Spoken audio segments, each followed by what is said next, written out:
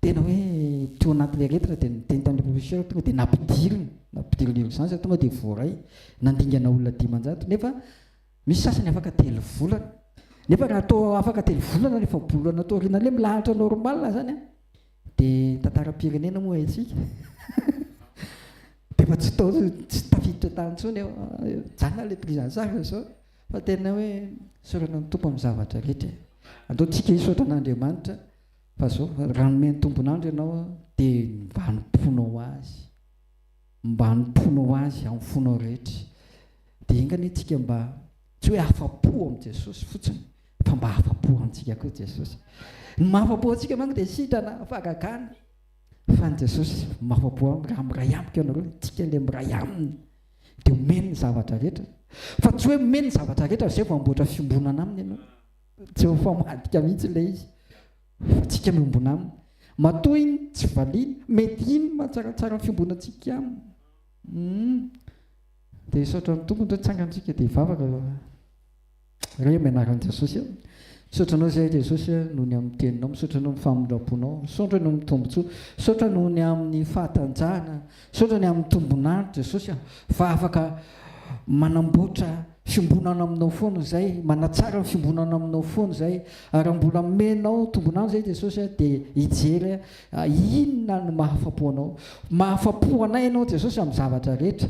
afa-po zay amin'ny tombonandro afa-po zay ny amin'ny fahasalamana afa-po zay ny amin'ny fahagagana maro rehefa nataonao rehetrarehetra ho setra izany koa zany nefa dia mametraka fanontaniana zay amin'ny fiainanay mba afa-po aminay koa ve ianao Jesosy ny tianao dia ho afa-po ny tianay mba ho afa-po aminay koa ianao amin'le fiombonana tsy miato aminao ninina sakana rehetra ninina mahatonga ny fiombonanay ho tapaka mandrakariva dia raha zany amin'ny anaran'i Jesosy Kristy amin'ny Nazareta sitrana zay sitrana anaram-pananay ary sitrana ihany koa nofinay amin'ny anara mahery Jesosy Kristy amin'ny Nazareta loha tiaka mafy be ho an'i Jesosy dia andray mpanompon'Andriamanitra manaraka.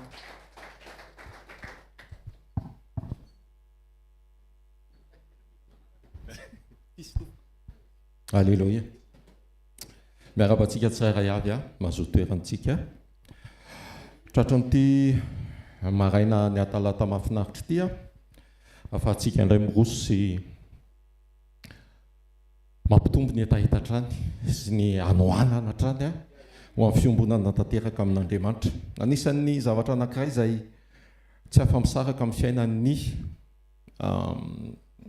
mpanaradian'i Kristy na ho an'izay miombona amin'ny Kristy na ho an'ny kristianina dia ny fahafahanao na fahaizanao na koa hoe inareo ny tenenako azy ny fiandrasana ray zay dia ny faharetana faharoa zay ny hoe miandry dia miandry anao fatratra miandry raha zavaina tsotsotra dia ohatrany hoe fantatra ohatrany hoe makany dokotera ianao araka ny voalazan'ny pasteur teo any amin'ny dokotera ianao dia fantatrao ny torinao dia miandry ianao miandry ampilaminana ianao miandry misy fomba maro afaka anehoanao ny fahaizanao miandry farany ao amin'ny tompo dia fahaizana fiandrasana ao anaty fifaliana mandrakariva. Amen. Mety fantatrao ny fotoana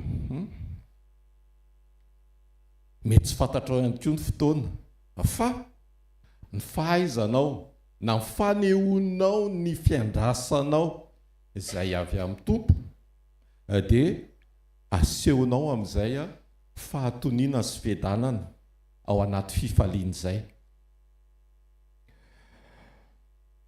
Etsy andanin'izay misy ny faharetana na ihany koa hoe ataoko hoe fiaretana ve ny faharetana dia ny fanehoanao ny toe-panahy satria samy toe-panahaka an'Andriamanitra ireo raha niresaka an'ilay hoe inona mba hakasitranao Andriamanitra dia ny fahaizanao miandry a tsy ao anaty fimonomonomana fa mahatoky izay mahatonga ny hoe mibanjina an'Andriamanitra mandrakariva, mahatoky ny fitantanan'Andriamanitra ao anatin'ny fahatoniana sy fiadanana ary fifaliana. Mifalia mandrakariva ao amin'ny tompo, hoy izany raha hoe mifalia hoy ny tompo. Dia izay ilay fahaizanao maneho ny fiandrasanao miaraka amin'Andriamanitra, nefa tsy afaka no tanteraka raha tsy ao anaty fiombonana. Misy afaka miandry fa mimenomenona, misy afaka miandry fa mila vaniny amin'ny manodidina, misy afaka miandry tsy voatery hoe miteny fa mangotraka ny ao anaty sy tsy milamina ny ao anaty. Fa ianao rehefa miandry dia mahatoky an'ilay Andriamanitra pahatoniana sy mifaly amin'ilay fiasan'Andriamanitra. Amen. Averiko indray tsy andalin'izay misy ilay fiaretana. Fa maninona moa tsika miresaka an'izany satria tsika mpanaradian'Andriamanitra, mpanaradian'i Jesosy ny tena marina ary tokony hanahaka ary tena manahaka an' Jesosy. Jesosy tena niandry teo amin'ny asa fanampony. Tsy hoe voateraka izy tonga dia tonga dia niteny izy voateraka, nandeha izy voateraka, tonga dia nanao fahagagana be dehibe izy voateraka, fa na izy ary niteny mbola tsy tonga amin'ny fotoako. Izany hoe misy fotoana napetrany maneho an'izay fiandrasan'izay. Toko ity mbola nandrafitra nandritra ny 30 taona izy izay vao nanao ministerany. Tsy nomenomenina izy fa niatrika an'izay 30 taona izay tao anatin'ny fifaliana. Nino dia izay izy vao nanomboka. Izany hoe isika ihany koa zany ao anatin'izay fiainana sy fiazakazahana sy fiombonana miaraka amin'Andriamanitra izay, ary izay ny anehoana fa miombontsika ary tena hoe manahaka an'Andriamanitra isika dia maneho an'izay fiandrasana mahay miandry araka ny sitrapon'Andriamanitra izay. Ny faharetana, ny fiaretana dia na misy na iverintsika ary ny fahasarotana na hoe ny fahoriana eto amin'izao tontolo izao. Na hitanareo fahoriana fa tsaroa fa zany efa nandresy ireny, dia mandroso foana ianao, mety miaritra ianao, fa miaritra ao amin'ny tompo ianao, miaritra mandroso miombona miaraka amin'ny tompo ianao. Be dehibe ny zavatra lalovana sy iainana, be dehibe ny tsindrona, be dehibe ny zavatra toko hoe tsindrona, ny zavatra iaretana ny tena marina.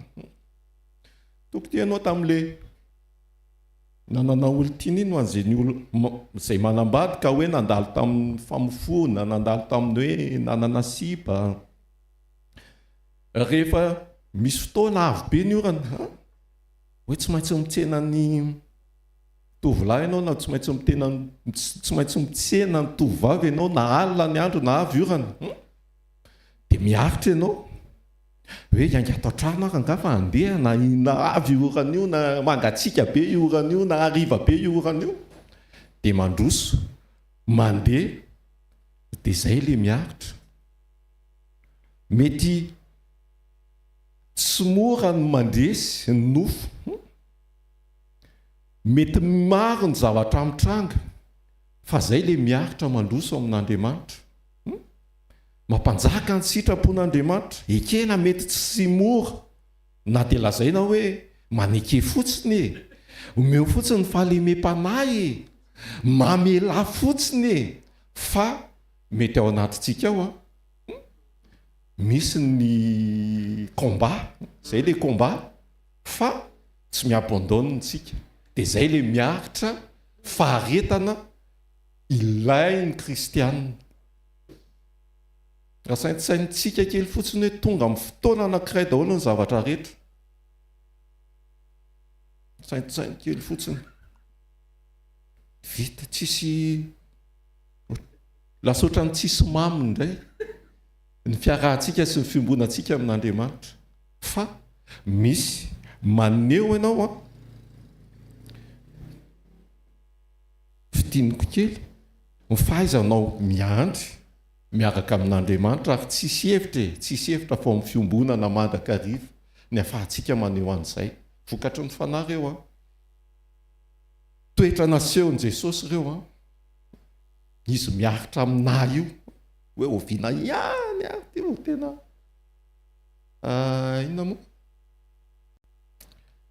hoe tena hiaina amin'ny fahamarinana tena tsy handeha amin'ny fahazaran-dratsy isan'andro fa ianao koa anatin'izay dia miandry ihany koa ianao amin'ny tenanao fa tsy fe fotsiny hoe miandry koa nefa hoe zay atao lahy lesy fa miandry Allah amin'ity tenanao ty zany fa mampanjaka ny sitrapon'Andriamanitra ianao amin'ny fampanjakanao ny fanahy ahazakanao tsy hoe fanahinao akory ny hoe matanjaka be asa fa mandray ny fahamarinana misakafo isan'andro mba hatanjaka ny fanahy mba anapaka eo amin'ny nofo ary ahazaka ny safiditsika mandrakariva andray ny fiainana fa tsy ny fahafatesana.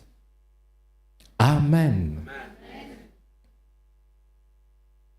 Fitiniko kely ny fahaizanao miandry miaraka amin'Andriamanitra dia fetezanao maneho ny toe-po ao anatin'izay fiandrasan'izay tony mitsahatra mifaly satria mibanjina an'Andriamanitra satria mangetaeta ny fiombonana amin'Andriamanitra. Ny faharetanao dia ny tsy naman'izay miemotra na mijanona fa mandroso ninonina mety zavatra sedrainy nasarotra aza ozy ny lalana dia nasarotra aza ny lalana makany dia tsy maintsy tonga amin'izay tanjona irin'Andriamanitra ho anao. Ndao tsika hitsangana dia ivavaka tompo ifonako ny mety ny andrasako valim-bavaka mety tao anatin'ny fimonomonomana ny tena marina tsy valim-bavaka ny andrasana fa lay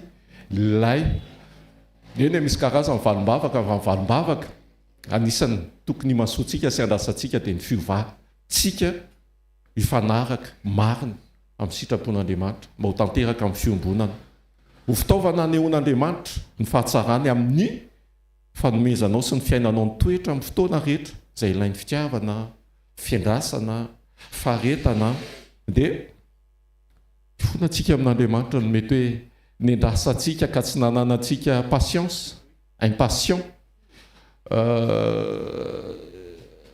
ary io zavatra tena hita amin'ny tanora ankehitriny mialatsiny amin'ny tanora fa tena ny tanora ankehitriny tena tsy mahandro mihitsy fa tena tsy maintsy tonga amin'ny fotoana izay zavatra ilainy nefa ntsika amin'Andriamanitra tsy voatery izay ny fotoana an'Andriamanitra no mety fotoana an'Andriamanitra no mety ho antsika dia eo amin'ilay fiandrasana an'izay zavatra izay dia toe-po mety sy mahatoky fitondran'Andriamanitra dia mety kifikifitsika nisy fotoana miatrika ny zavatra rehetra tranga olana zava-misy dia mety kivy nisy fotoana fa sofa teo Andriamanitra sofa teo ny fampianarana sy ny fahamarinan'Andriamanitra hoe ho amin'ny fiombonana ihany no ahafahantsika mijoro sy mandroso ao anatin'izay lalana roa izay ny fahaizanao miandry dia ny faharetanao eo am-panompona an'Andriamanitra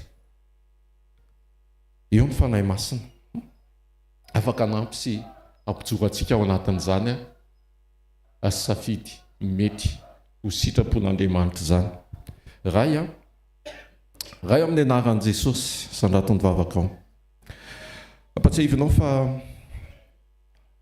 toetra tsy afaka nisaraka amin'ny kristianina ny fahaizanay miandro ny fotoananao ary ao anatin'izany fiandrasana ny fotoananao zany mety misy zavatra maro mifamafao dia tianao izay androso mandrakariva na le hoe fifaliana ao anatin'ny sedra azy Andriamanitra dia efa zavatra sy teboka lehibe tokony azononay ary tokony irosonay ny fonanay eto anatrehanao ny impatience na ny tsy fetezanay manaiky ny fotoananao ka mahatonga anay mety manaonao foana manomevahana ny nofinay manomevahana ny fisainanay araka ny mahaolona fa androany Andriamanitra dia hoentinay miverinao aminao mba toe-po hitanao mahay makasitraka araka ny salamo sy ny vavaka na sandratra teny am-piandohana ary mahay miandry amin'ny fotoananao ao anaty fifaliana, ao anaty fahafinaretana.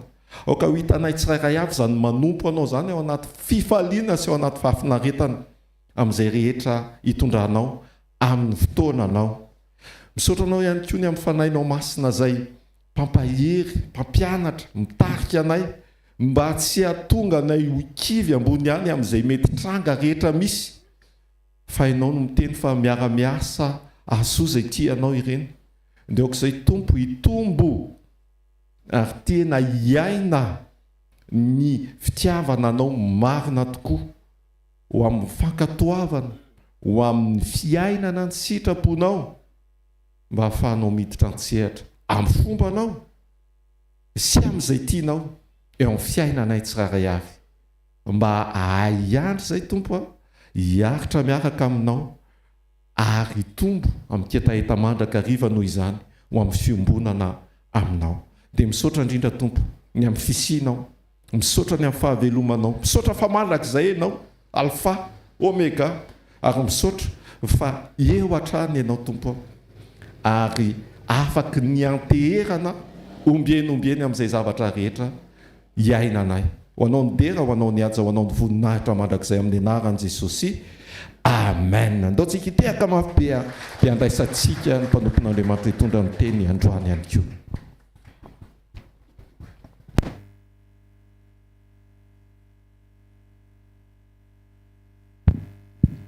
Alléluia. Miarabantsika amin'ny anaran'i Jesosy Kristy tompo a. Misaotra an'Andriamanitra, misy foana ny teny, misy foana ny fotoana, ary misy foana ny mpanompo ampiasain'Andriamanitra hampatsiaro antsika sy hampahery antsika ary hampafantatra antsika hoe izy Jesosy. Jesosy a eo na ny amin'ny hôpitaly ary ianao. Jesosy eo na mbola tsy sitrana ary ianao. Jesosy eo na mbola tsy tanteraka aza ny mety ho valy amin'ny fanirianao. Jesosy eo na tsy manam-paharetana ary ianao. Ary Jesosy isaorana azy be dia be, tsy azo mpiretina mihitsy izy naporotra ary ianao. Azonao nga mantiky teneniny na faran'izay tery ary ianao tsy manahitra azy zany, fa vao manaiky fotsiny anatinao eny ary sy ataonao na amin'ny herintaona ary to dia ataony eo indray. Fa raha aveo hoe tena tsy zakako mihitsy ny amin'ny herintaona fa ataovy eo afaka 10 taona indray izy vao ataony. Averiko rehefa manaiky ianao hoe tompo tsy maninona izay fotoananao na ho amin'ny herintaona ary dia ataony androany. Raha eo ianao zany manerina hoe tompo tsy zakako ilay amin'ny herintaona fa ataovy androany dia afaka 10 taona indray vao ataony. Satria ianao mihitsy no ampianarany atoky azy mandamina amin'ny fotoananao sy le fotoana mahamety amalinanao. Tena kekinao tsy ratsy aminao zany Jesosy hoe fa tsy mety ianao tsy manam-paharetana hoe ianao taitaitra, ianao tsy misy fiadanana, nefa eo Jesosy fa le valim-bavaka ny tsy eo hoe atsangano tananao dia mangatamin'Andriamanitra tompo ampianaro hiaraka aminao, ampianaro tsy fandisy toe-po, tsy fandisy toe-panahy aminao, ampianaro hiaraka aminao deny androany satria fantatro fa hifarana ny zavatra rehetra ary te hiaraka aminao hatrany amin'ny mandrakizay. Misaotra ny amin'ny teny rehetra izay apetraka hoe ny ambava mpanomponao manahitra hatrany hoe izy ianao amin'izay tianao iarahana aminay, anitsiana eny any anatinay mba hahaizanay miaraka aminao. Mamangindray ny sekoly androany, manatre ny fivorianay. Aoka hoe ianao tokoa no ivony sy antony izao fiaraha-mivavaka izao. Mitenena amin'ny isam-batan'olona ary vangio ny fonay. Meo anay koa nefa ny fahalalana sy ny fahaizana mba ho takatray ny zavatra tianao tenenina fa tsy ho raisinay amin'izay tianay andraisana azy, na mety ho raisinay mivilana ny teninao. Fa namasinao ampio zay, ampianaro zay ny zavatra rehetra zay lazay ny tenin'Andriamanitra. Mianaran'i Jesosy. Amen. Sy teka mafy tsara ho an'i Jesosy ara-pony akaikinao tonga sy ho eto amin'ny fanatrehan'Andriamanitra ianao hoe zao mitady an'Andriamanitra vao maraina izao hoe teneno izy tsy very maina izao hoe sy tehaka mafy tsara ho an'i Jesosy. Maza ho toerana dia tsy midika izany rehefa mitady an'Andriamanitra rehefa somary riva dia very maina. Iny indray rehefa mamarana ny herinandro indray. Halleluja. Ny teny androany dia teny anisany vokatry ny ila rehetrarehetra izay nataonay tany Suisse.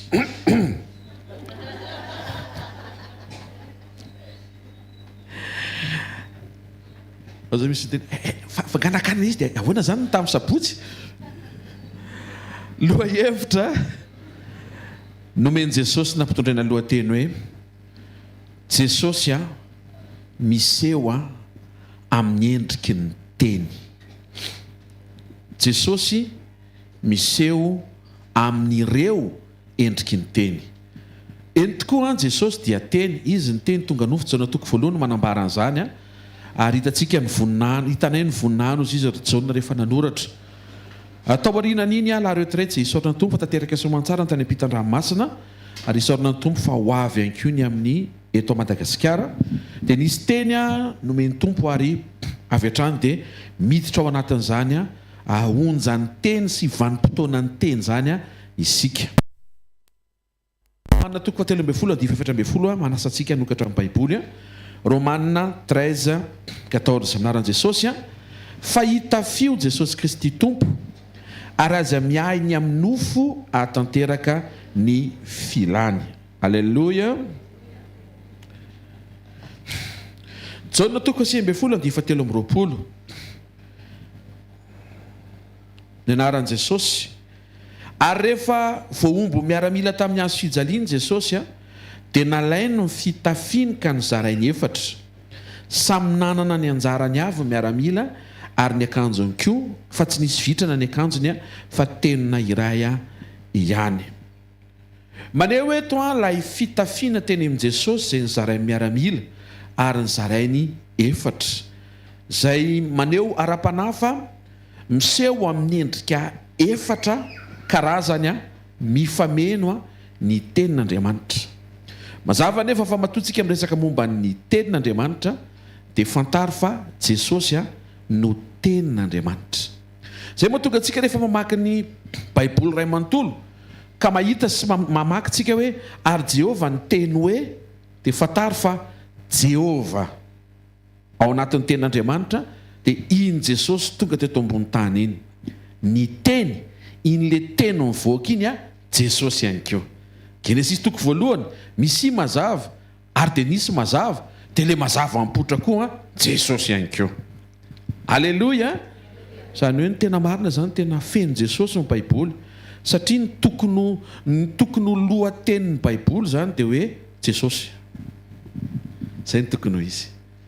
Rehefa manokatra Baiboly tsika dia tsy hoe mahita ny fomba hatafavoakanao eo amin'ny fiainana. Tsy zay no ampianariny Baiboly. Fa ny Baiboly mampianatra anao momba an' Jesosy sy ny fahafahanao miaraka amin'i Jesosy. Mazava ho azy rehefa miaraka amin'i Jesosy ianao tsy tavela ao am-pasana fa tsy maintsy tafavoaka.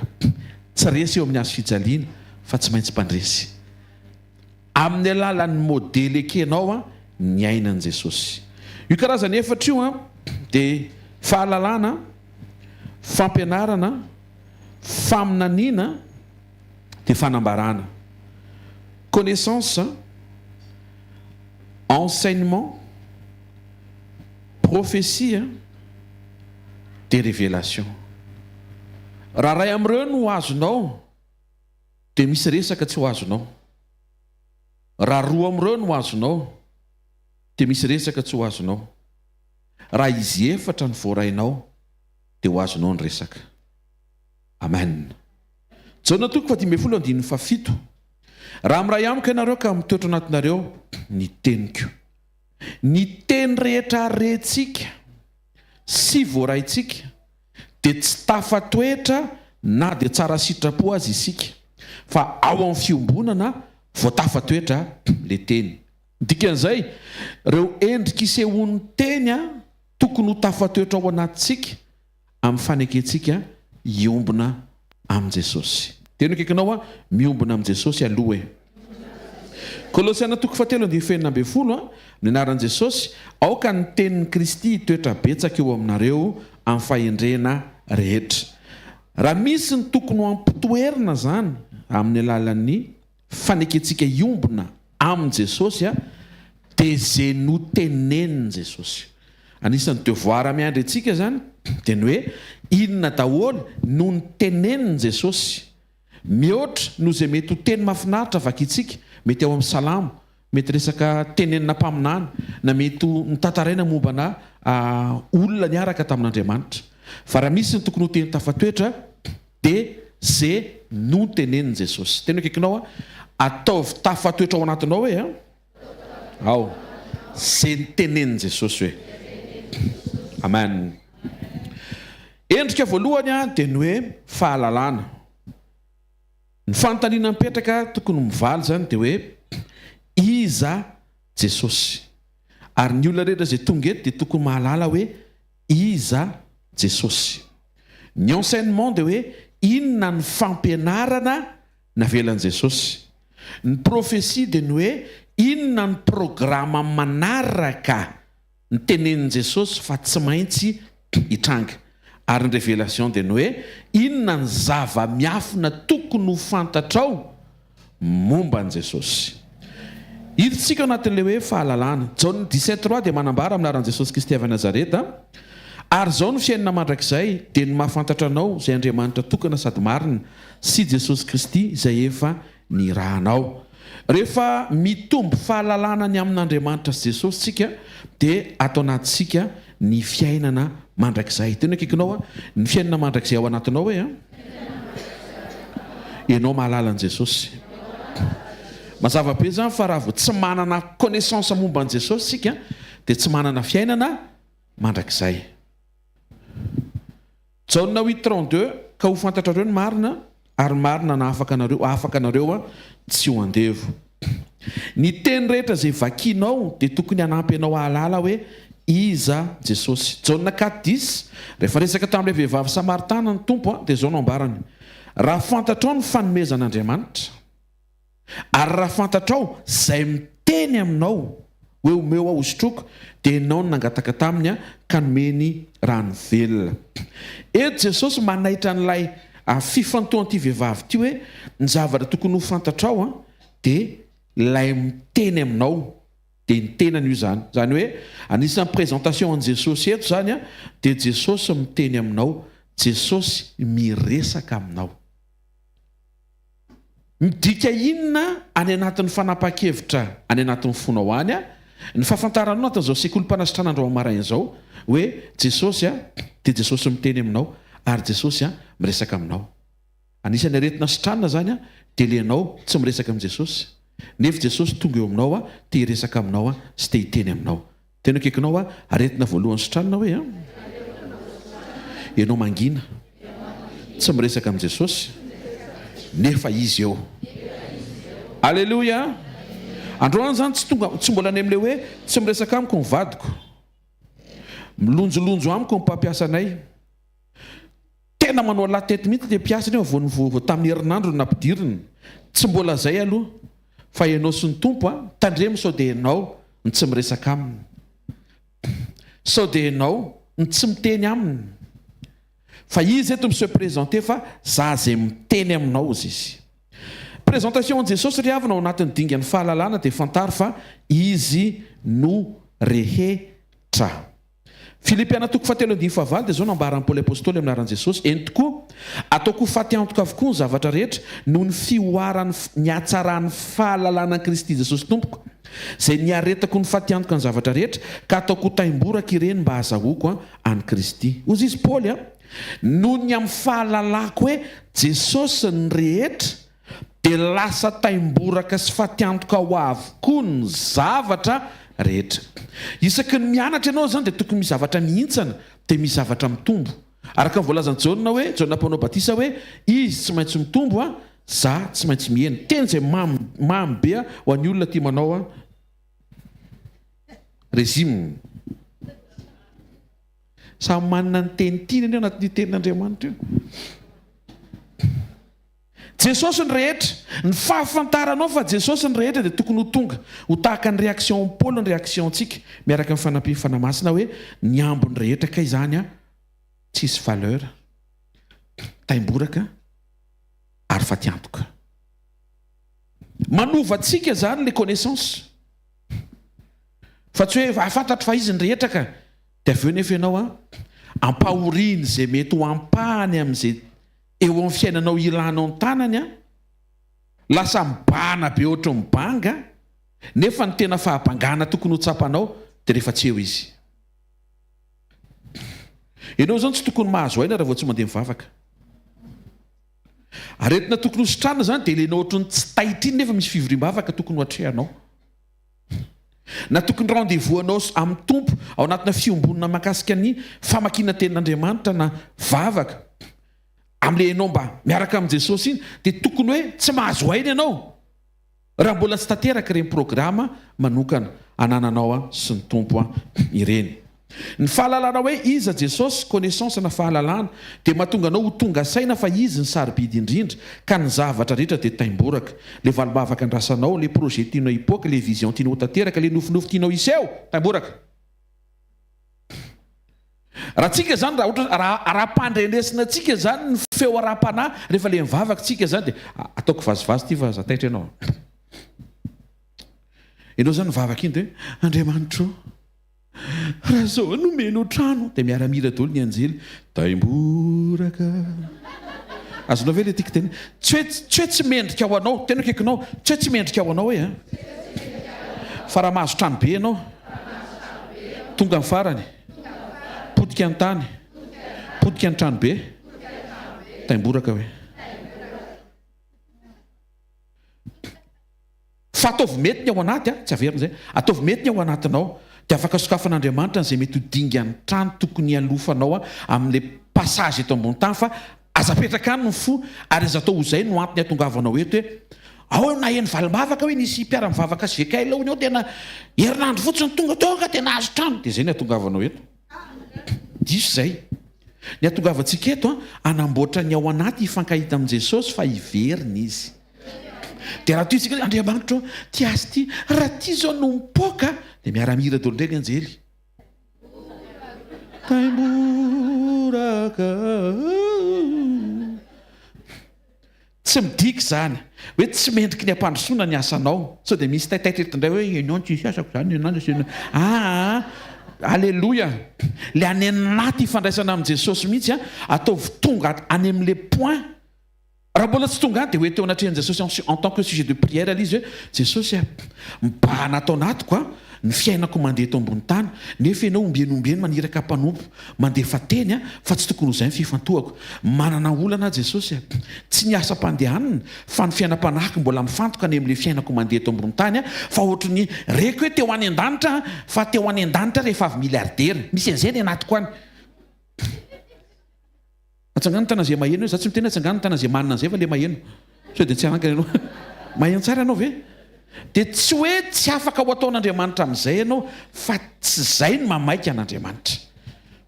Anisan'ny fahalalana ihany koa dia fantaro fa Jesosy no fandresenao. Manino Jesosy? Fandreseko avy ireny Jesosy no fandreseko. Petera 2:20 fa raha misy efa afaka mifaly toy izao tontolo izao no ny fahalalana tsara an' Jesosy Kristy. Jereo amin'izay izy rehefa mahafantatra an' Jesosy ianao dia misy zavatra afaka, misy zavatra mihintsana, misy zavatra miala, misy zavatra miova. Dia ny toyany fahalalana tsara an' Jesosy Kristy tompo sy mpamonjy nefa voasingitra izany iray karesy dia ny farany ratsy noho ny voalohany. Ny olona mahalala an' Jesosy zany dia tokony mpandresy satria fantatro tsara fa ny fandresenao tsy vokatry ny fiomananao sy ny zavatra ataonao sy ny zavatra vitanao fa ny fandresenao raisinao avy amin'ny fandresen'i Jesosy. Androany maraina zany dia para-pandresy indray ianao, dia para-tsara fanahy indray ianao, dia para-tsara fiombonana amin'Andriamanitra. Tehirizy zany mandritry ny andro mpiainanao. Journée zany resantsika mandra-patonga ny raha alina alohan'ny matory tsisy mora tezitra ntsony izay manatrika eto, tsisy mora kizitiny zany, tsisy mora sorena. Io sainao io vofe me mahazo vana bebe kokoa anatin'ny misaintsainanao. Ny misaintsaina an'Andriamanitra mety no misaintsaina ny zavatra hafa. Hiasa ny fanamasina ampy ianao ao anatin'izany. Manarak'izay Jesosy no Messia. Jauna 4:25-26 fantatra fa avy Messia ilay atao hoe Kristy ilay vehivavy. Fa rehefa tonga izy dia ambarany amintsika ny zavatra rehetra. Hoy Jesosy taminy za izay miresaka aminao no izy. Jesosy nanambarany tena ny teto fa izy no Messia. Izy no mpamonjy ny olona amin'ny zavatra rehetra.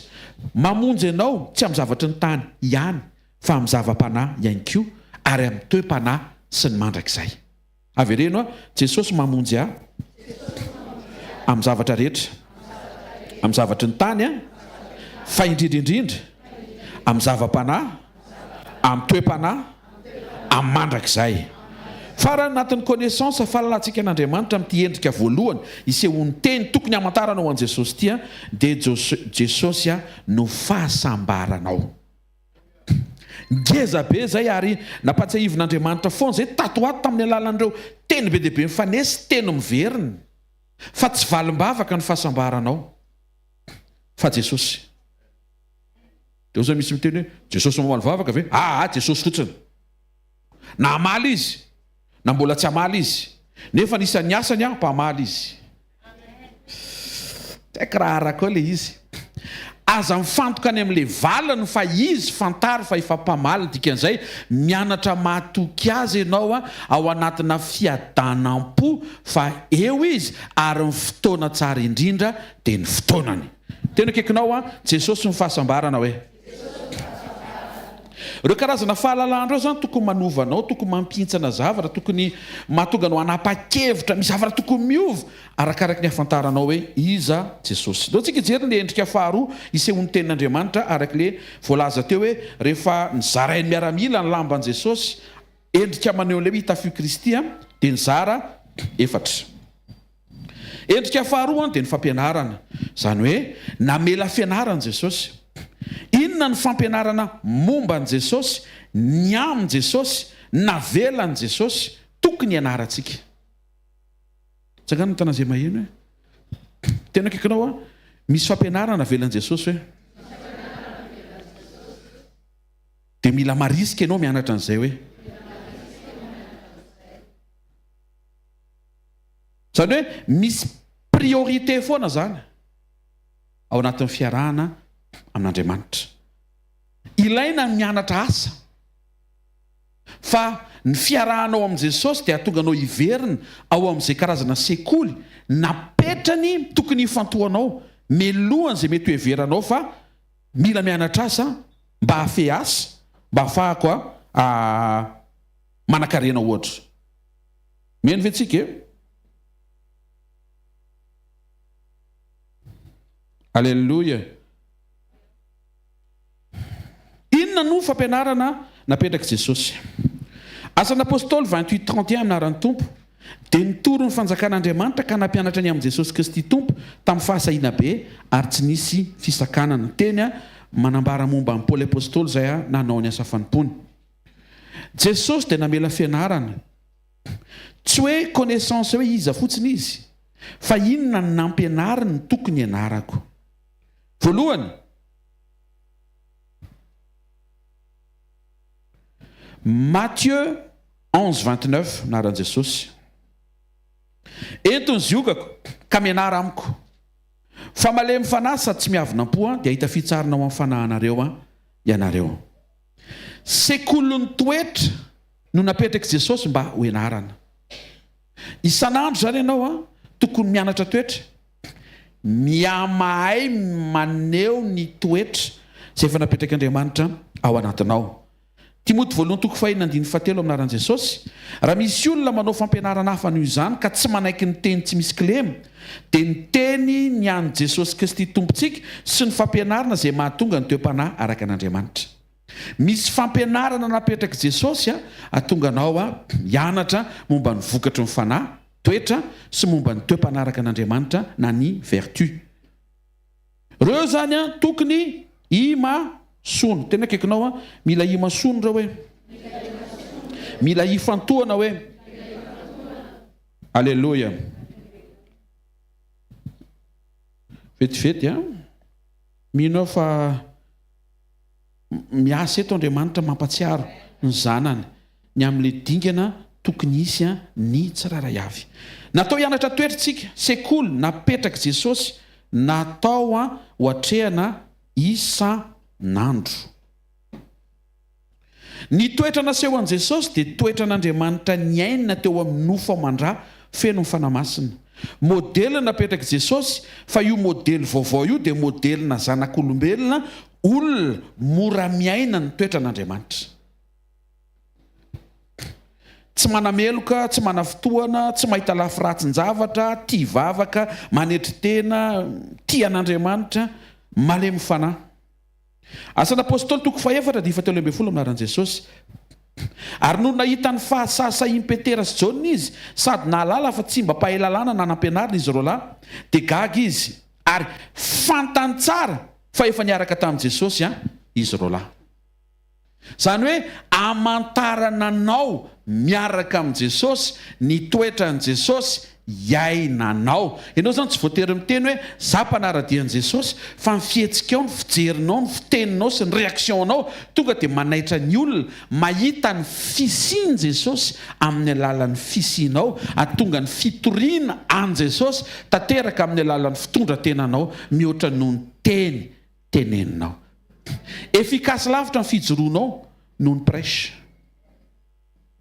Indrindrindrindra ao an-trano, indrindrindrindra rehefa hitaizany zanakao ianao ho an'izay efa manataranaka. Ny zanakao tsy dia mihaino loatra izay teneninao fa mijery izay ataonao, ary miverina amin'ny tenenin' Jesosy io ny zanaka tsy manao na inona na inona afa-tsy hita ny ataony ny rainy. Dia hozy izy ny reny hoe ianao mila mijoro fa tsy za. Ny ray aman-dreny. Mihaino tsara tsika a? Faharoa, mila mianatra teny. Mianatra inona hoe? Matthieu toko 7:17 minaran'i Jesosy. Mandehana hoy ny tombo ka mianara izay hevitry ny teny hoe famindrapo ny sitraka fa tsy fanatitra latsa-drà, fa tsy tonga hiantso marina fa ny mpanota. Mianara ny hevitry ny teny, tsy hoe mamaky sy miainy fotsiny ary mamerina fotsiny, fa mianatra tenin'Andriamanitra. Mazava ho azy moa zany fa vakina aloha zany le teny vao ianarana. Ka raha tonga eto ianao mbola tsy mamaky baiboly, mbola tsy nianatra zay no kinao, mbola tsy namaky akoriko. Akana le tenenin'ny pastera no ianarako. Mamaky baiboly. Aza atao excuse fa mifameno ny teny apetraka Andriamanitra eny ambava mpanompo mampahery anao ohatra ny andro maraina. Sy ny teny vakinao amangin'Andriamanitra anao manokana ao amin'ny efitrano sy ny toerana mety misy ianao amin'ilay fotoana malalaka. Tia kosa nefa tandremo sao dia any am-piasana ianao dia mamaky baiboly dia tsy manao asa. Dia ho an'ny tompo. Fitao tsara ny asa aloha. Rehefa vita ny asa, misy malalaka na amina fotoana paozy manokatra baiboly ianao. Manjary manafotoana raha hoe amperinasa ianao manokatra baiboly fa za mikarakara amin'ny fihevim-papakatrako. Tsy mety zany satria ny contrat fanaovana amin'ilay mpampiasa natao hiasa ianao misy ora ny fanarahana. Respecte aloha zay fa izay sitrapon'Andriamanitra katoavinao zay miteny lavitra noho ny fijoroanao hoe za mpivavaka tompoko. Jerevany olona mpivahinao ary mpivavaka jerevany amin'ny caméra de surveillance 90% ny ataonao ampiasana mamaky baiboly dia ny asa tsy vita. Dia mety hitenina hoe ho an'ny tompo ilay izy. Fa misy tsy mety zany. Raha miasa dia miasa tsara. Raha tsy miasa dia mitadiava asa. Raha tsy te-hitady asa dia mamorona asa. Halleloja! Zany hoe misy valiny amin'ny zavatra rehetra. Amen. Zay mahatonga ny sekolety tsy mandrapatonga ny rariva. Mba ahafahanao miasa. Fa misy kosa ny la retraite mandrakariva. Mba ahafahanao mifantoka amin'ilay fotoana voatokana. Fahatelo mianatra vavaka. Luc 11:1 zao no tenenin'ny mpianatra. Tompoko mampianarana hivavaka tahaka nampianaran'ny Jaona ny mpianana. Dia ao amin'ny andininy faharoa manomboka eo to dia nampianatra momba mivavaka Jesosy. Mila mianatra tsika avy amin'ny Jesosy ny momba ny vavaka. Jesosy zao dia natsiaro ny rainy mandrakariva. Melohan'ny asa, avereno, melohan'ny asa. Avereno, mandritra ny asa. Avereno, aorianany asa. Jesosy rehefa vakintsika amin'ny filazantsara dia marisika sy tia mitokana. Aleon'i Jesosy miresaka amin'ny rainy irery, toy izay mitafatafa sy midinidinika, mipapoty miaraka amin'ny mpianany. Dikany hoe mipapote mikiresadresaka. Dahoana hitanareo ve le jamba? Enjany ny jamba na hiratra iny terina verifieko mihitsy ao masony fa tisy an'le vole maintimainty oy. Tsy zany mahaliana an'i Jesosy, lasa izy mandeha mitokana dia miresaka amin'ny rainy. Tsy ratsy anie ianao tia miresaka io e. Fa ny olana tia miresaka amin'ny olona ianao nefa napetraka Andriamanitra ao anatinao ilay fitiavana miresaka mba hahafahanao miresaka aminy. Androany zany tsy tonga eto hiteny hoe aza be resaka fa androany manaitra anao hoe andanany amin'i Jesosy dia any ianao be resaka. Ka izy ve supporta zay efa nataonao hatreto aloha dia efa tsy zakako fa mihinana fa zay be vita io zakany zany andana miresaka. Ka sao dia manelingelina azy anka tsy manelingelina azy ianao raha mbola hiresaka aminy. Ny manelingelina an' Jesosy dia hote efa nyteneniny mbola averinao zay zao no manelingelina azy. Ty pastery ty kosa andro foana mba tonga antsika voahintsy hifanaraka amin'ilay tian'Andriamanitra hitananao fa misy farany zavatra rehetra.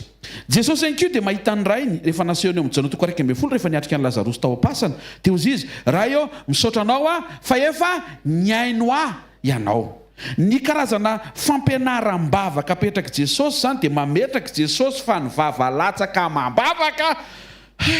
Mila mikotrana mihitsy ny titoroteny ty. Ny vavalatsaka mambavaka rehetra dia non'Andriamanitra avokoa. Ary dia nitehaka ny olona rehefa avy naheno tenin'Andriamanitra mamay be ohatr' izany.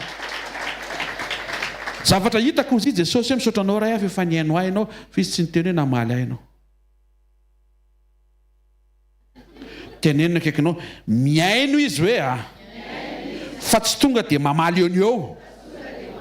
Dia tenenina amin'izay izy fa zay noenono hoe valino hoe asitehaka mafy tsara ho an' Jesosy.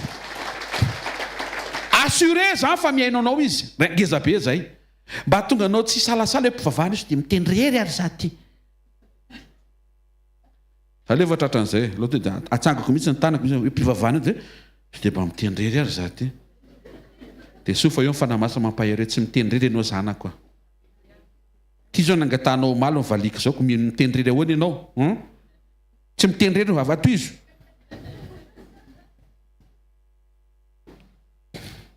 Nampianatra Jesosy fa afaka manidy varavaranao amin'ny efitrano manokana ao amin'ny tranonao ianao dia ao ny rainao miaino anao. Ny fomba fiainanao androany dia tokony maneho an' Jesosy amin'ny alalan'le ianaranao avy aminy na ny toetranao na ny fomba fiteninao na ny fitokananao sy ny fiankinanao amambavaka aminy. Fahatelo anatin'ilay fizarahana n'ilay fitafiana. Zara efatra ilay fitafiana. Ina ilay fitafiana voalohany? Fahalalahana, connaissance. Fitafiana faharoa? Fampianarana, enseignement. Fitafiana fahatelo prophétie na faminaniana. Eto zao misy miteny hoe aminany zany ilay pastery io tsy aminany aka. Betsaka izay faminaniana efa voaraintsika izay. Eny Andriamanitra afaka mametraka teny eny ambavany tsefatsefany eny fa le faminaniana tian'Andriamanitra ho voarainao dia ny faminaniana manondro an Kristy. Inona ny faminaniana tokony ho fantatrao makasika an' Jesosy? Dika ny faminaniana marina tokoa fa maneho ny zava-miafina mety tany amin'ny lasa.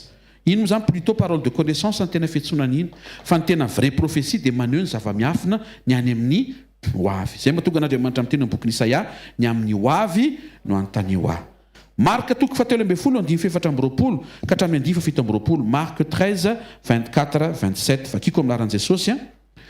Fa amin'izany andro zany raha afaka izany fahoriana izany ny masoandro ho amaizinina ny volana tsy aneho fahazavana ary ny kintana hiraraka avy eny amin'ny lanitra ary ozongozonina ny hery izay eo amin'ny lanitra ary amin'izay enio fa ty zao misy faminaniana ny zanak'olona dia ho hita avy ao amin'ny rahona amin'ny hery lehibe sy voninahitra ary amin'izay dia aniraka ny anjely izy ary anangana ny olombofidiny avy amin'ny vazatany efatra hatramin'ny farany tany ka hatramin'ny farany lanitra anangona an'izy ahoana izy ny olombofidiny tsy ny olona rehetra fa ny olombofidiny. Maheno an'izany prophétie zany ianao dia tokony tonga saina ahoana zany le tonga olombofidy mba le isan'le rofina fa tsy le wow tena tsara ny fiseho an'ilay izy dia ohatry ny ahoana manelatrelatra teny azarara iny akory zany atao visan'le olombofidy rofina fotsiny aloha ohatry ny ahoana fomba androfana zay androfananao fotsiny atao aloha dia ahoana fomba isehoany mamirapiratra avy any antsinana sa misy volombava avy any andrefana sa tenenina akaikinao zay androfananao fotsiny aloha hoe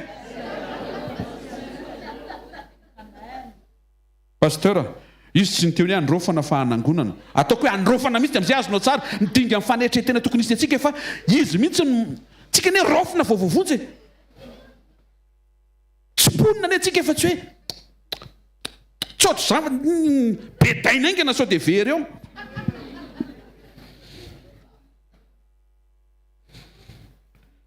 zavatra tsinitsinina ne pastera ny rofiny zay indrindra tsy mahindehaka ao an'Andriamanitra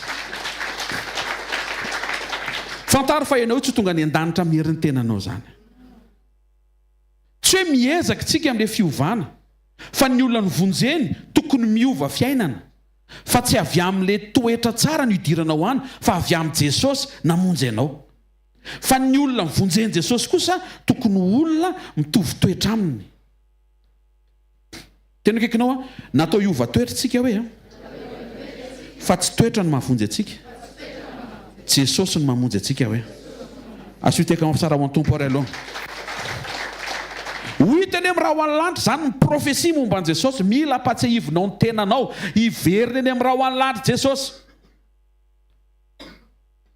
Luka 2:12 fanoharana nomeny le izy efa faminaniana maneho ny programa ho avy nisy andrian-dahy anankiray nandeha nakany an-tany lavitra andray fahefananjaka dia hiveriny tena kaikinao faminaniana momba an Jesosy hoe mbola tsy nitranga hoe fa tsy maintsy hitranga hoe hiveriny izy hoe Luc 10:35 ary noho ny ampitsininy dia naka denariary izy ka nomen'ny tompon'ny tranom-bahiny sady nanao taminy hoe tsaboa izy ary na ohatrinona ny laninao mihoatra no reto dia ozy izy ilay samaritana tsara fanazy maneho ny ao am-pon'Andriamanitra ho any izay mpikarakara ny fanjakany sy ny asany dia ozy izy ny tompo aminao onerako rehefa miverina teneno kaikinao hiveriny Jesosy hoe dia hanonitra izy hoe Matthieu 25:10 amin'ny anaran'i Jesosy fa raha mbola lasa nividy ny virjiny adala dia tonga ny mpapakatra ary izay efa niomana dia niara-niditra tamin'ny tao ny fampakarambady ary dia narindrina ny varavarany eto dia manondro Jesosy ny fiverena ny ara-paminaniana amin'ny mampapakatra azy ho avy amin'ny mampapakatra izy ampiakatra amin'ny fiangonana ka ny fiangonana tsy maintsy miomana ho ampakariny ny tompo zany tsy mampiakatra fiangonana saritaka fa fiangonana milamina sy niomana tsy resaka fanavakavahana ilay izy fa resaka fiomanana ny fahafantaranao izay profesia zany zao dia manova inona aminao androany maraina tokony manaitra anao ty journée ty zany mipartisipe ao anatin'ny fiomanako amin'ny fatateran'ilay profesia fa hiveriny Jesosy amin'ny mampapakatra azy ary za miomana amin'ny mahafiangonana ampakarina isan'andro asana apôstôly toko voalohany 10:12 na ny anjely ary tamin'ny ascension teny zao nambarany lehilahy galilianina nahoana mijanona eto mijery lanitra nareo aza mijery zavatra zay indray le lesina aza mijery zavatra fa mijerena Jesosy fa iny Jesosy napakarina ny ala taminareo any an-danitra iny mbola ho avy tahaka ny nahitanareo azy niakatra ho any an-danitra tena kaikinao Jesosy ho avy indray hoe voaraintsika ve le endrika fahatelo manaitra antsika amin'izay rehetra tsy haiko iny androany pastera eto ambavaka fa mila mirakla tsy haiko izay mirakla tadiavinao fa ho avy Jesosy aloha ataovy any anatinao mibahana sy mavesatra zany ny antony raha valim-bavaka raha valim-bavaka tsy ampifankahitanao amin'le profesia mampiomana anao fa hiverina amin'ny mampapakatra azy Jesosy dia tsy ilainao zany le valim-bavaka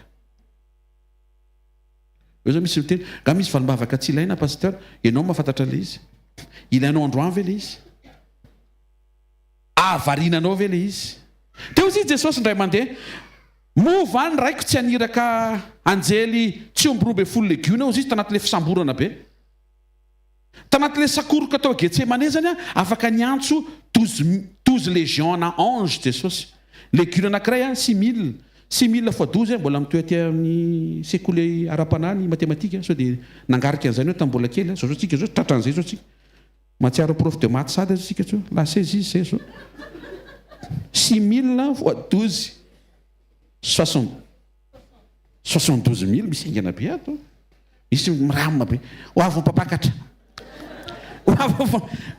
72 000 72 000 ange no afaka natsony Jesosy hiaro azy mandritra le fotoam-pisamborana amin'ny tsararany. Ao amin'ny tantaran'i Ezekia mpanjaka, ange anankiray, anjely anankiray mandrava tafika Assyrianina 185 000. Raha anjely iray mandrava miaramila 185 000, anjely 72 000 zany tsy hitatra amin'ny atome, tsy hitatra amin'ny électron libre, tena potika ary mety ny tany ray manontolo mihitsy ny tonga dia potika satria amonjy ny zanak'Andriamanitra ny anjely. Amonjy tenena hoe tsy hoe amonjy ohatry nataon'i Jesosy fa hoe anao secours zany. Teo izy Jesosy aleoko tsy mangataka. Ao anaty vavaka zany misy zavatra tokony mahatonga sainana hoe aleoko tsy mangataka mba hatateraka ny sitrapo n'Andriamanitra.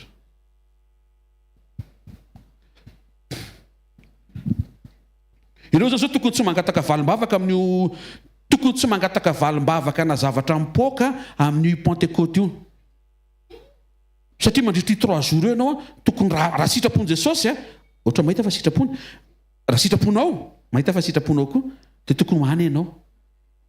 Zany hoe azonao angatana le valim-bavaka ao aorianan'io fa tsy mandritry n'io, satria fantatrao fa raha misy rendez-vous tokony hatrehanao dia tokony mba hany ianao. Tahotra raha magnino zatika. Ny fomba fiainanao androany dia tokony maneho ny fiverenan'i Jesosy. Tena kaikinao ny fomba fiainanao androany hoe tokony misy ifandraisany amin'izany faminaniana zany fa iverin'i Jesosy. Be dia be amintsika ny miandrandra faminaniana hoe iverina aminao zao zavatra very teo amin'ny fiainanao zao, iverina zao ho averina amin'ny laony anana fanimamaika aloha. Eo ihany zany manjoanao zany fa Jesosy mihitsy ny iverina. Avereno isan'andro isa-maraina ao anatin'ny fonao sy ny sainao sy ny visionao ny zavatra ataoko androany dia eo am-panomanana ny fiverenan'i Jesosy araka le endrika anankiray isehoany ilay fitafiana. Raha ohatra zany io fitafiana momba ny faminaniana io eto dia raha mivoaka ny trano ianao tsy isen'io fitafiana io. Ny ambony tsara tarehy be, ny ambany tena tsara, fa ny eto amin'ity mibanaka be. Tena kaikinao izy efatra tsy maintsy feno hoe avereno connaissance, enseignement, prophétie, révélation. Asutehaka mavy tsara ho an'i Jesosy moa hoe miaina ohatran'ny olona miandry. Zay moa tonga le pasteur teo alohako teo miteny hoe miandry manam-paharetana, tsy menimenina, miandry anaty fifaliana. Mino fa nangonona daholo zany miandry. Miaina toy ny olona miandry, tsy variana eto satria tsy eto ny farany. Ny profesia momba an'i Jesosy rehetra dia fatary fa efa tapitra nitranga daholo. Misy Mesia ho avy, efa tonga izy. Virjiny hiteraka zazalahy, joro vavolombelona Maria. Zanak'olona tolotra tanam-panota, afaka mitantaran'izany Jodasy raha mbola velo izy tamin'izany. Ampijaliana ho faty, afaka hitantara le kapiteny Romana hoe tena izay mihitsy nampijaly azy. Ary nitsangana tantara daholo amin'izay hoe vavolombelona mihoatra ny 10,000, tsy kasenao atao vavolombelona izany, tena nitsangana izy araka izay nitenenina. Ary ampakariny izy ohatrany tamin'ny Ascension, vavolombelona izany tsika rehefa fotoanan'ny jour férié an'ny Ascension. Zany hoe izay nitenenina izany tranga daholo. Dia anisan'ilay faminaniana andrasantsika mbola hitranga ary tsy ho ela ary ho tampoka dia ny fiverenana sy ny fiaviany indray amin'ny maha-mpapakatra azy. Avereno hoe miomana tsara hoe. Faharoa ny révélation dia maneho momba ny zava-miafina mahakasika an'i Jesosy. Kolosiana 1:7 ny anaran'i Jesosy. Izay efa tian'Andriamanitra ny nampahafantarina ny haren'ny voninahitra ity zava-miafina ity. Ny zavatra miafina fanaseho, zay le révélation. Ary le révélation dia ozy izy hoe Kristy ao anatinareo fanantenana ny voninahitra. Ny révélation zany tsy Jesosy any Jerosalema fa Jesosy ao anatinao. Ny révélation zany tsy Jesosy miandry ianao eto dia rehefa miala eto ianao dia mandeha rery dia miala ny trano dia ohatry ny renao zany mitsiny hoe andehany amin'ny sekoly fa hanao ny tompo.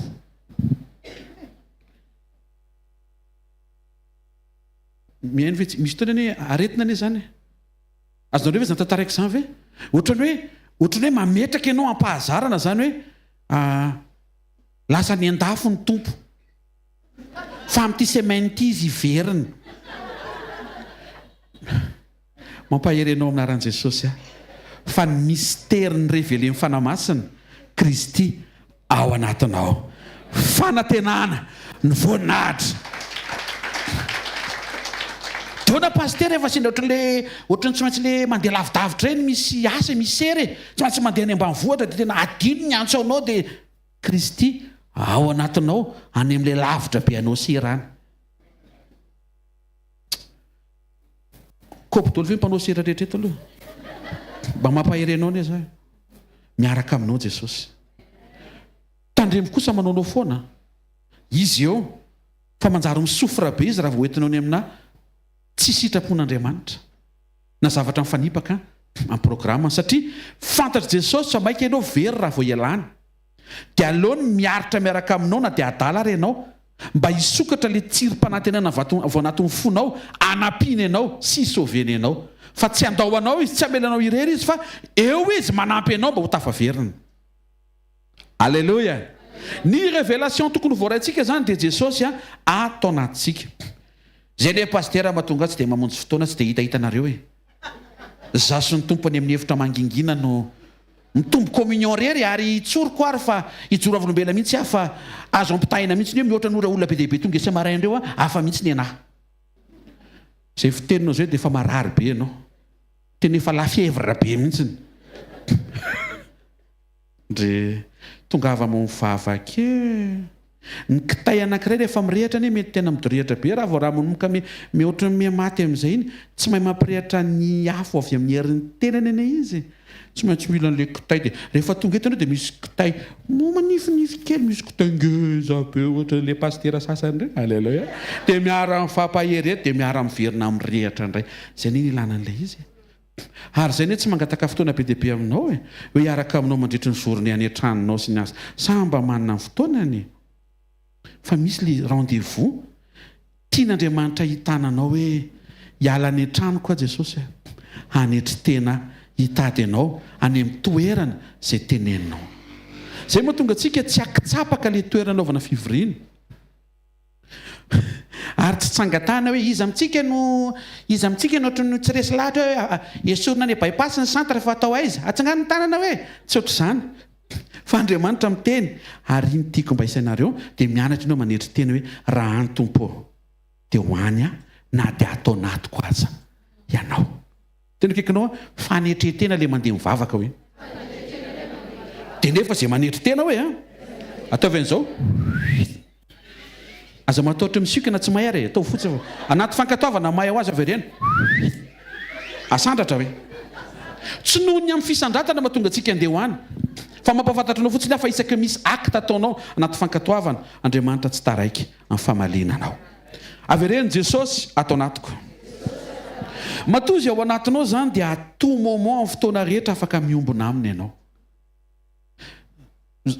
tantarany jonary mbola tsisy akory ny communion any akibony trondro mandeha ny réseau any vavaka maika ao anatinao Jesosy manokatra ny fo ianao dia mampatsiaro ny tenanao hoe tsy mandeha rery andro any atao amiko Jesosy tsy misy miafina amiko izay atao amiko satria izy ary ato izao ary tsy matahotra an'izay ohatrehako satria atao amiko izy matahotra azy satria atao amiko izy ny zavatra ataoko zany tsy afaka hiefenako satria any amin'izay hiefenako aminy dia hoentiko miafina miaraka amiko any izy mazava angamba zany raha hoe ao masinao Jesosy dia afaka ataonao zay dia sady manaonao foana ianao fa izy tsy ao masinao fotsiny fa ao anatinao mihitsiny dia vao manomboka miketrika ianao dia efa hitany satria izy ao anatinao tena kaikinao ko satria izy efa ao anatinao hoe vao mitsiry niketrika hoe dia efa hitany hoe ny tsara indrindra zany vao misy ketrika tsy izy mitsiry tonga dia mitodika any amin'ny aingany tompo tsy tiako niketrika tsy izy iny dia me mitombo ny fifandraisanareo mianaka alleluia zay mahatonga antsika araka ny bokyny Mika ozy izy hoe ny kely hery hika mafy hoe mahery iny manoloana ny olona manoloana ny situation dia natao hiconfesse finoana ianao tsy mahazo miteny zavatra négatif fa rehefa mihoana amin'i Jesosy ianao amborao ny tena fahatsapahanao Jesosy niteren'le pastera fotsiny tamin'ny sekoly maraina fa ny tena marina tompo reraka tsory amin'i Jesosy tsangany tana izay maheno hoe fa ao anatin'izay fo misokatra mitsotro izay ampahery anao Jesosy, ampahery anao Jesosy. Amen. Fiteniko ilay izy dia marana mivavaka tsika. Connaissance izy Jesosy. Jesosy ny rehetra tamboraka ny ambony. Jesosy no ivo mitodika ny aminy zavatra rehetra. Jesosy no antony. Jesosy no motivation tsika amin'ny zavatra rehetra. Raha manana projet ianao dia aza manangana projet ho antaranaka ao ataovany Jesosy. Tanarao izay hoe fanitsinana izy avy amin'ilay connaissance. Jesosy bonheur. Tsy hoe tongava bonheur nareo fa le fahasambarana mihitsy kay Jesosy. Ny olona mahafantatra an'izany afaka amin'ny zavatra be dia be.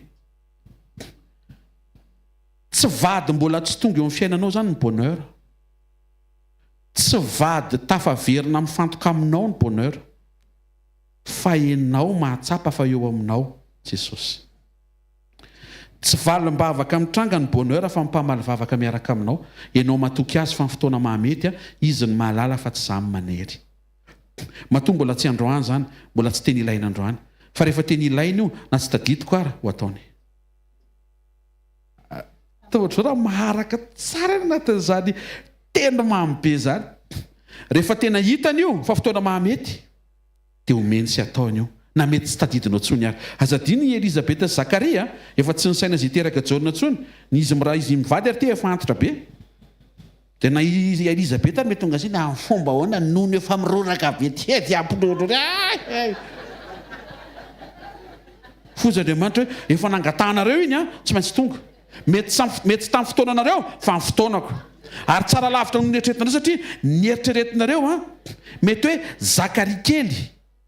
Zakaria kely anao mpisorona mitovy amin'ny ray iny fa nomaniko anareo Jaona mpanao batisa anao safanimpoana mbola tsy nisy eto ambony tany.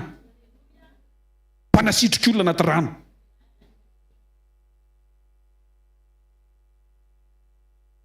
Nataony raikitra tamin'ny anarany mihitsy ministerany.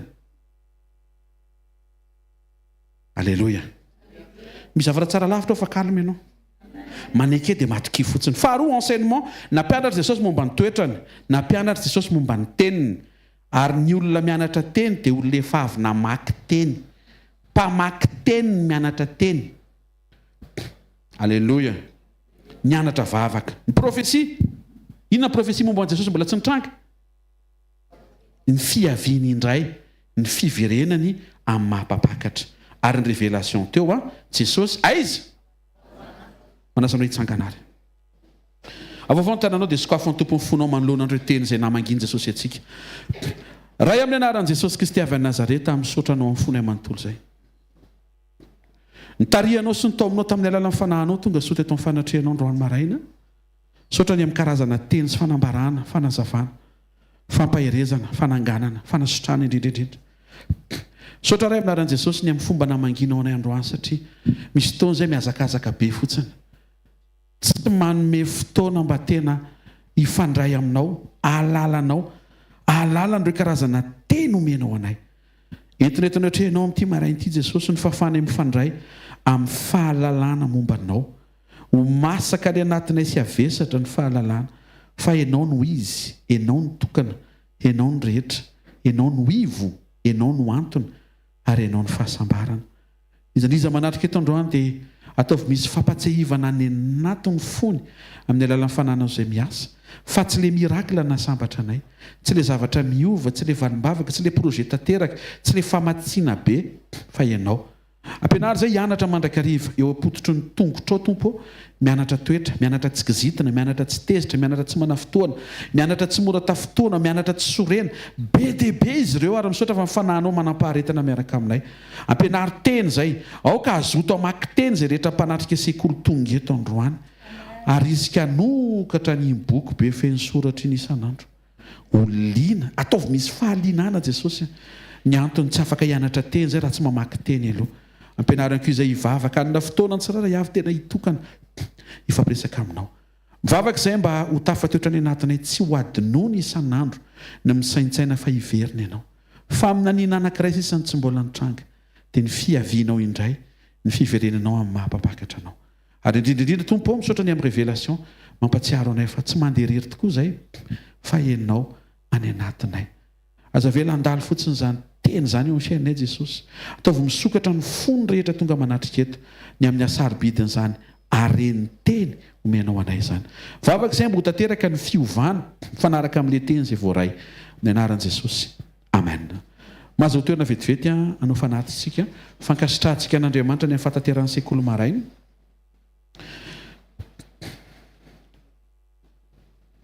Ataovy azo antoka fa isan'izay mahatsiaro ianao ary mametraka ny fanjakan'Andriamanitra eo amin'ny toerana tokony hametrahana azy.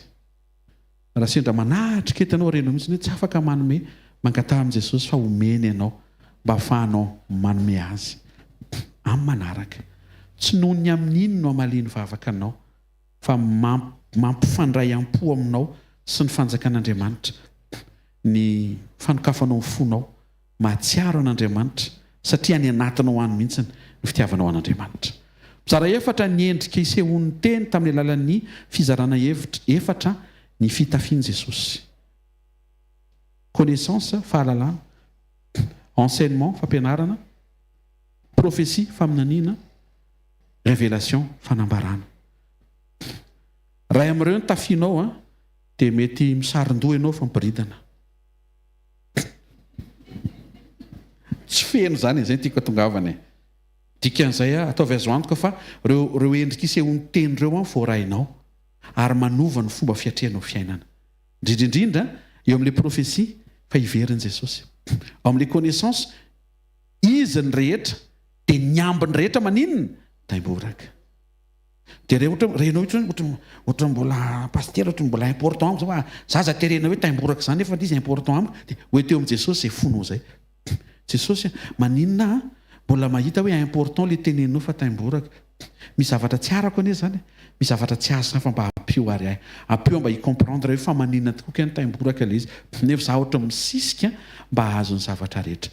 Dia hanampy ianao fanamasina ao anatin'izay. Manasa hitsangana dia isotra ny tompo amin'fotsika manontolontsika ny amin'ny sekoly efa fantaranao dia ankasitrao atao feno fankasitrana sy fifaliana ny anatinao any hoe isan'izay tariana ianao isan'izay tonga teto isan'izay ny tenenan'Andriamanitra ny sokatra amin'ny fonao dia nandray teny ianao. Misy zavatra mety efa fantatrao fa naverin'i Jesosy mba ho rakitra tsara ny anaty. Misy zavatra mety tsy fantatrao ihany koa dia mba nytenen'i Jesosy androany anampinanao androso ao anatin'ny fiombonanao sy ny fiarahanao ary ny fiankinanao any. Misaotra ray amin'anaran'i Jesosy ny amin'ny teny ny fotoana, misaotra ny amin'ny fanatrehanao, misaotra ny amin'ny fivoriana, misaotra ny amin'ny sekolim-panasitranana. Misaotra betsaka fa ao anatin'ireny teny tonga ireny dia misy zavatra sitrana, misy toe-panahy sitrana, misy fomba fijery sitrana, misy fotom-pisaina sitrana any anatina ihany.